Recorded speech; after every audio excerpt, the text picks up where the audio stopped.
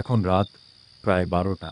ফাঁকা একটা রেল স্টেশনে নামিয়ে দিয়ে রাতের শেষ ট্রেনটা চলে গেল। স্টেশন থেকে বেরিয়ে এসে দেখি চারদিক নিস্তব্ধ, কেউ কোথাও নেই।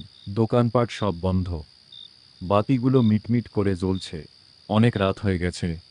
এমন সময় নজরে পড়ে দূরে একটা টোটো দাঁড়িয়ে আছে।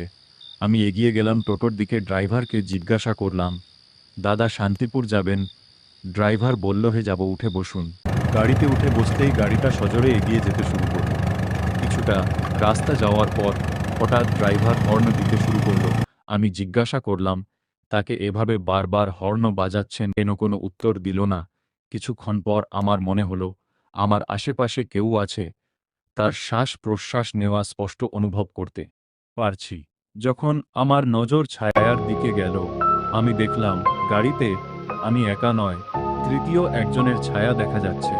তারপর ড্রাইভারকে বলার জন্য যেই আমি তাকালাম, দেখলাম গাড়ির ড্রাইভারের মাথা নেই।